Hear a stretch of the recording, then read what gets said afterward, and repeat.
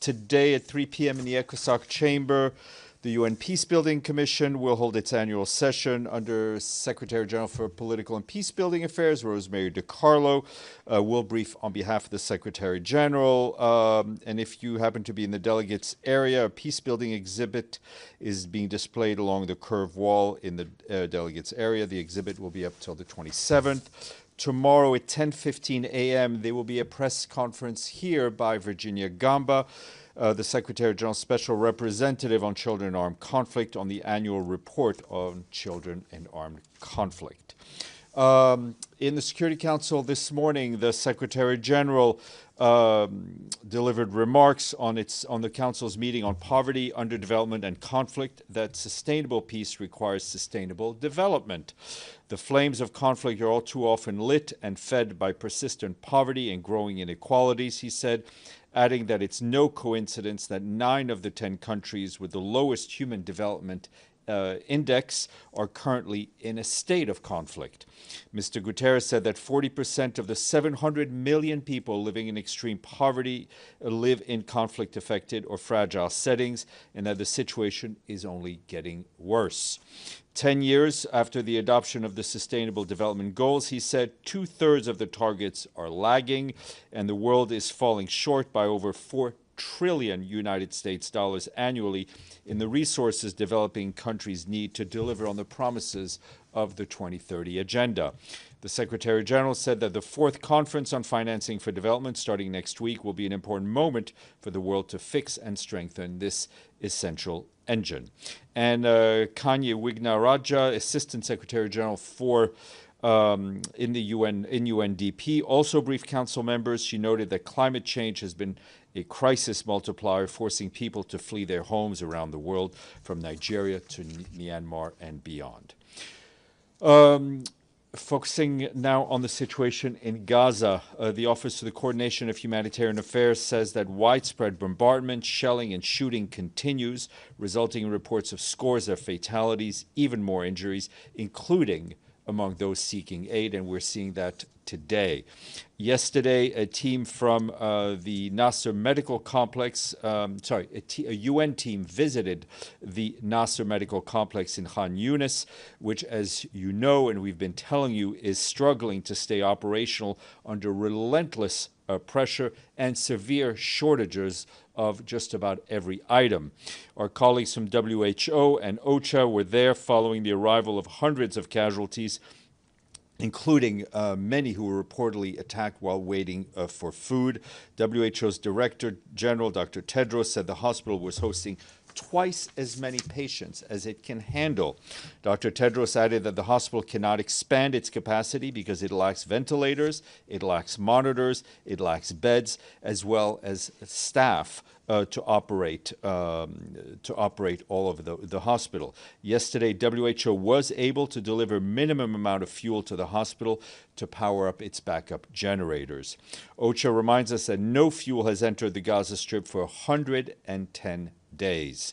Yesterday, we mentioned an attempt by our colleagues on the ground to retrieve fuel from the Al-Tahrir station in Rafah. We can now confirm that the operation was indeed successful. About 280,000 liters of fuel were retrieved and transferred to a more accessible location in the Deir al-Balah area.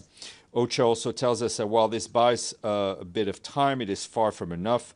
To keep life-saving operations going, fuel purchased outside must be allowed to enter Gaza. Unless this happens very soon, hospitals, ambulances, water desalination plants, phone networks, and other critical services will grind to a halt. Meanwhile, OCHA also tells us that efforts to repair a fiber optic cable that was damaged are being hindered, causing a major telecommunications outage for the 3rd day in a row. Today, Israeli authorities initially approved, but then impeded the movement of a team that was set to identify where this fiber optic line had been cut. As you'll recall, this cut is impacting central and southern Gaza, and until the issue is resolved, people are cut off from life-saving information about where to find help. Our own humanitarian teams are unable to properly coordinate and move about safely in Gaza, which, as you know, is a rather dangerous area. Meanwhile, you will recall that no shelter materials have entered Gaza since March 1st, before the Israeli authorities imposed a full blockade on aid and any other supplies for nearly 80 days. While some commodities have subsequently been allowed in small quantities, tents, timber, tarpaulins, and any other shelter items remain prohibited. Almost everyone in Gaza has been displaced multiple times during this war, and shelter conditions are quickly deteriorating even further. Makeshift accommodations are concentrated in bombed-out schools, public lots, and urban rubble, often far exceeding the site capacity, and obviously without any basic infrastructure.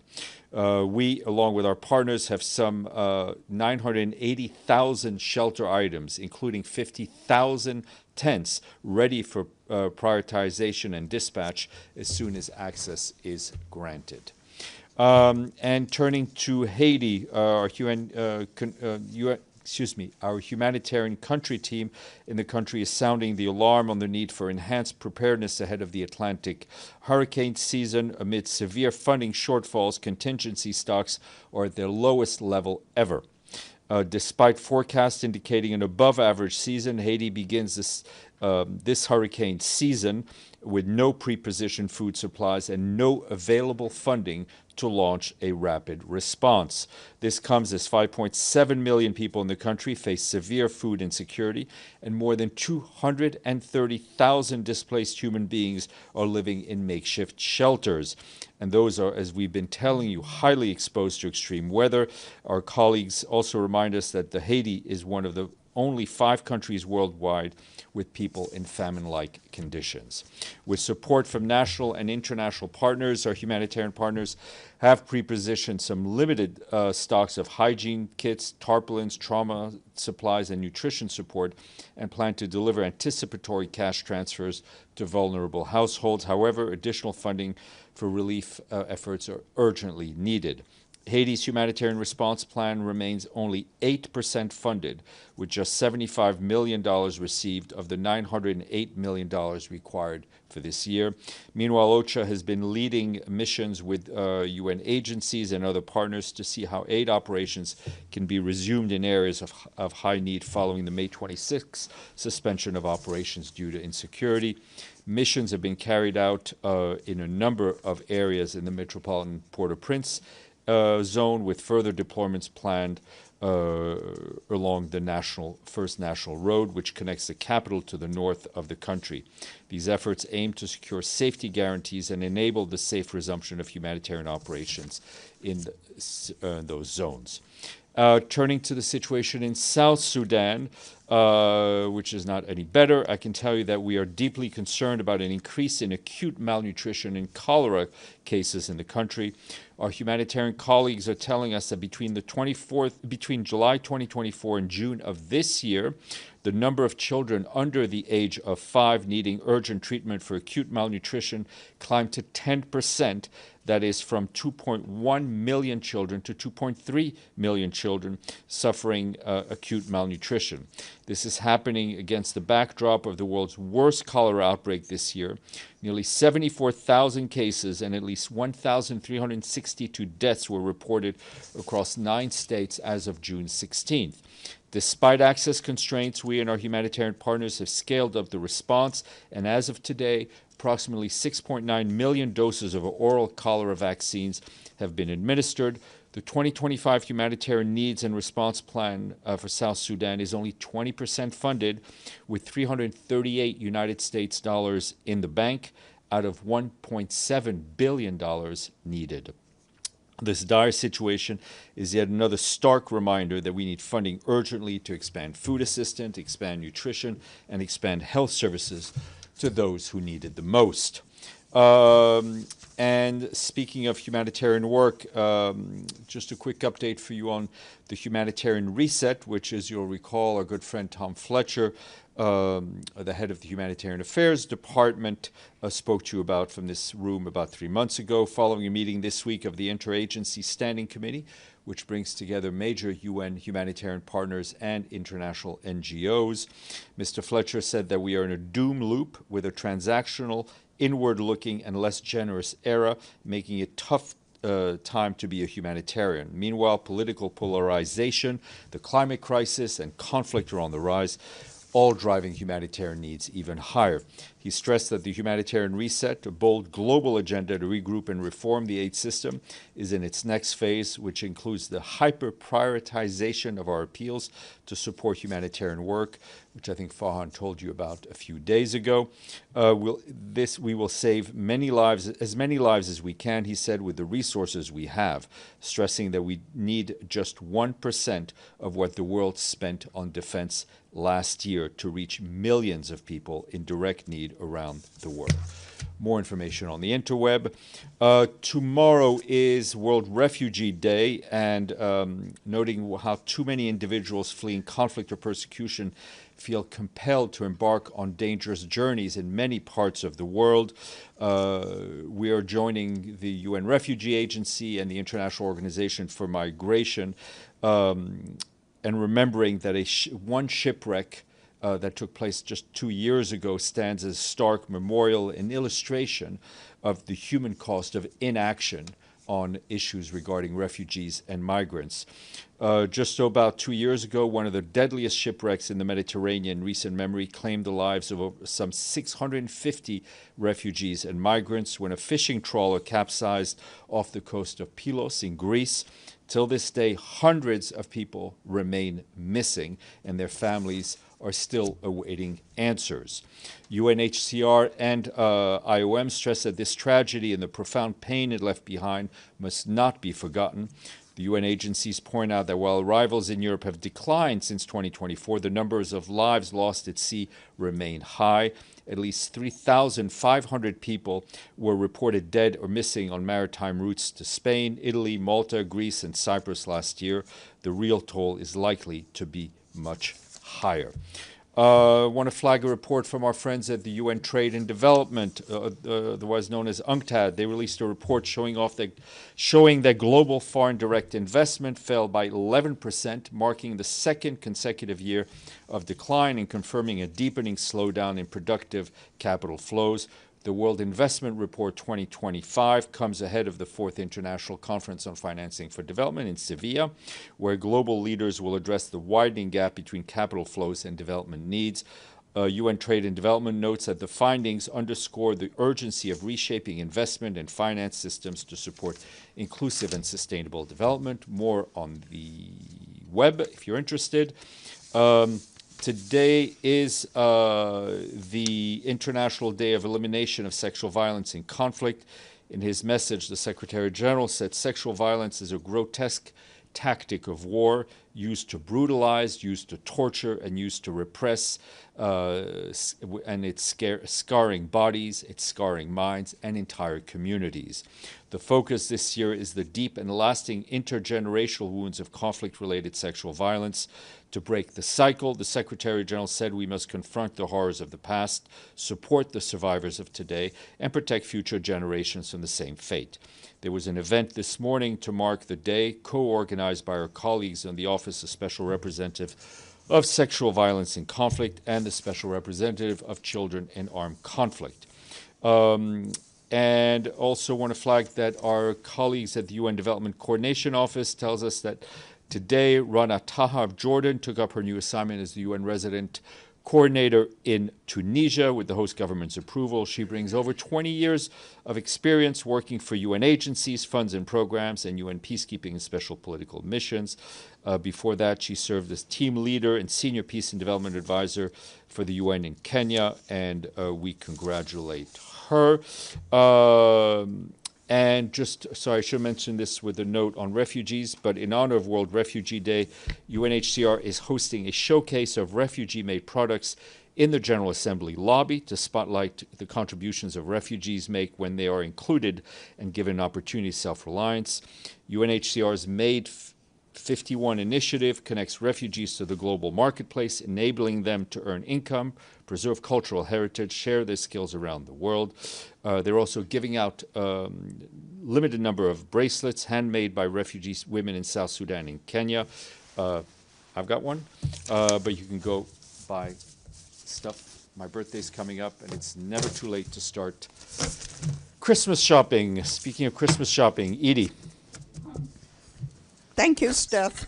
Does the Secretary General have any comment on tomorrow's meeting in Geneva between the foreign ministers of the UK, France, and Germany, and Iran's foreign minister?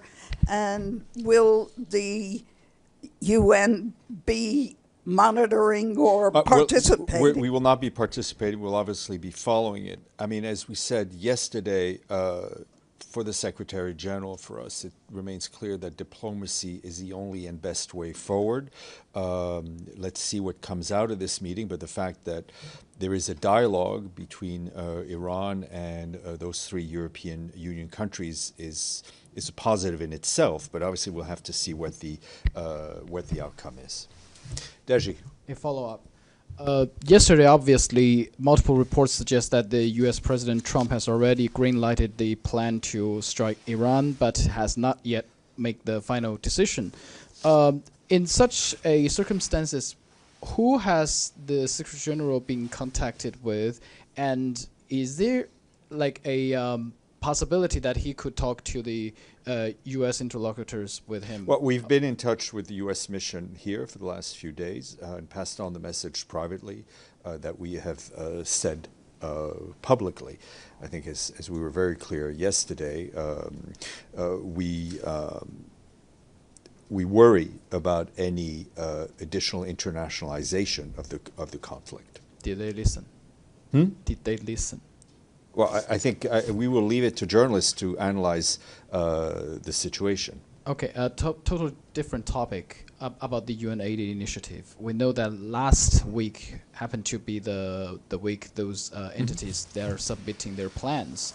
So is cutting staffs, 20% inevitable? Have you got all the plans already? It is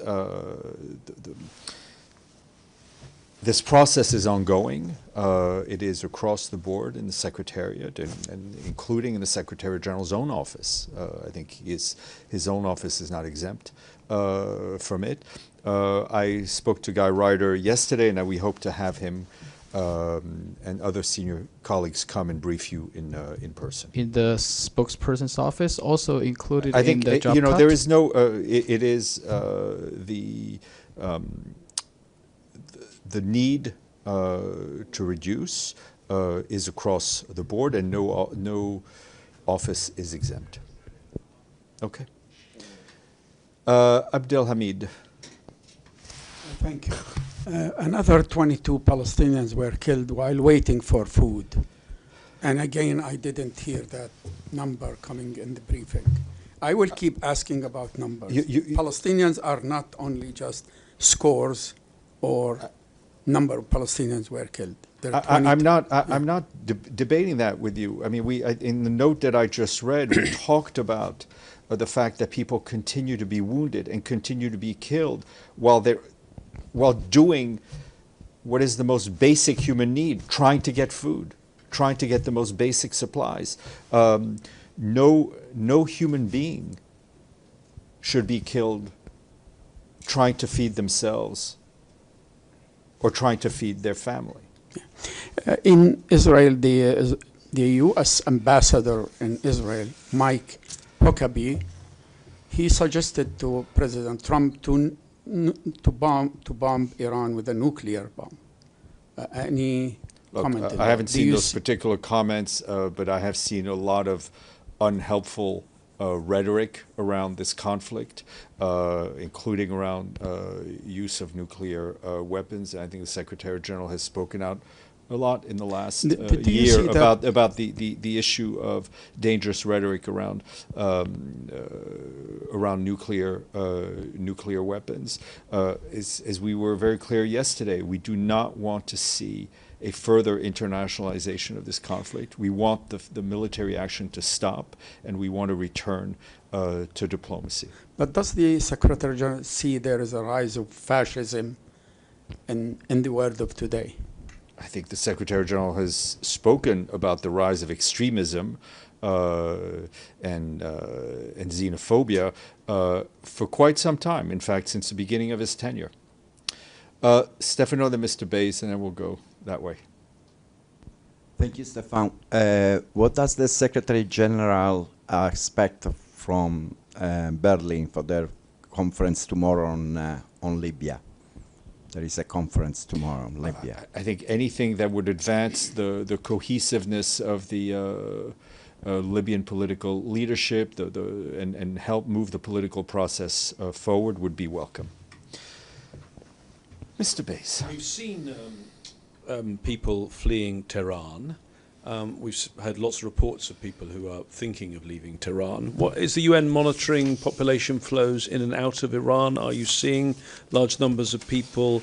And what are you preparing? I mean, particularly, I mean, of the country, of the neighbouring countries. I mean, the UN has a large footprint in Afghanistan, Pakistan, and Iraq. Are you making preparations? I mean, there are contingency plans being updated all the time. We're obviously concerned beyond the military action we're seeing on the regional impact that this conflict would have. It can have, and including on mass movements of people into countries that some of them are better equipped than others in terms of receiving a large number of people. And do you have any figures of people? I do not. I mean, for example, Afghans returning to Afghanistan. I don't. We can try to get some of those. Okay, and one final one from me. What's up with the escalators? Well, I was hoping you would we were waiting for you with your toolkit. We've been waiting for you to start repairing them, James. Honestly, I mean, they're old escalators. They're an iconic part of this building. But you should have them. They go wrong a lot. You should have all the spare parts ready. What are you waiting for? Just a quick follow-up. I will not entertain a follow-up on an escalator question. No, I'll come back to you. Volodymyr, please take me someplace else. Thank you, Stefan. According to a report by Japan's NHK, North Korea, a military ally of Russia, may deploy up to 20,000 workers to a drone factory in Yelabuga, Russia, to help boost Russian drone production. The goal appears to be to train North Koreans in manufacturing and operating drones. What would you say? We don't have any independent verification of that report, but I think, whether it's the conflict you're speaking about or any other, further internationalizing any conflict, I think takes us away from the end of that conflict. Yep. Thanks so much, Steph. On tomorrow's meeting on Iran at the Security Council, who will brief the Council? I expect the Secretary General to give opening remarks, and Rosemary DiCarlo will likely also brief. Evelyn, and then Yvonne. Thank you. I'm not sure if I missed something along the months on South Sudan. When you mentioned it with cholera and so forth, has the United States put more migrants there? I don't think one is linked to the other. I don't. No, I don't know. That I can't answer. I don't know. Right, and also, it's Juneteenth here, which stands for freedom, the symbol for freedom, even if not always the reality. Yvonne. Thank you. It's just about the escalators. No, I'm joking. The Irish gift of humor. So my question is, does the Secretary General look at the events going on in the Middle East and Israel's bombing of Iran's nuclear facilities and think that this could, do actions like this encourage countries, in his view, to acquire their own nuclear deterrent? I think it's a very valid question. What we want to see is a reinforcement of the Nuclear Non-Proliferation Treaty, not a weakening of it. We want to see fewer nuclear weapons, but what we want to see in any conflict is the full respect for international law, the full respect from the Charter, and we're seeing that being gnawed at by so many countries around the world. Deji, please. Not escalator. A follow-up of James' first question. Did UN itself have any contingency plans in both Israel and Iran to evacuate your own people? Yes, and what's the status we're now? dealing with that. We're ensuring that our staff is safe. The process started, or It's ongoing. Stefano and then Edie. Thank you, Stefan. President Trump repeated that he doesn't know yet if he's going to attack Iran or not. He's going to take a decision and can go either way.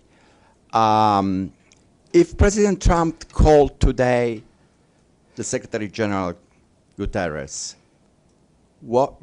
and ask him if, an advice, what would be? What do you think the Secretary General's advice would be if two options were presented to him? Can we know publicly? I think that answer is pretty obvious. I mean, the Secretary... how he will convince him, because he's still I'm not going convinced. into hypotheticals, Stefano, but I think from what I said today, what I've said yesterday, the message from the Secretary General is clear.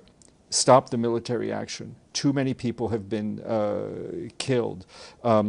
Return to diplomacy and avoid at any cost the further internationalization of this conflict. Did he try to call him? I mean, the vice versa means the Secretary General. Did he try to call there's been no update President Trump? There's been no update on that. Ms. Lederer. Thank you, Steph. On fixing the fiber optic cable. Sorry. Thank you. What? Yes. Changing the subject dramatically. Yes, thank you. What reason did the Israelis give the UN for not for first approving and then disapproving? I'm not sure we're given any detailed reason, but they control the conflict theater, and they are not giving us the approvals. And I can't stress how urgently we need communications to make sure that we can operate in the safest possible environment, in an environment that is primarily not safe. Okay, on that note, no questions on the interweb, so I shall leave you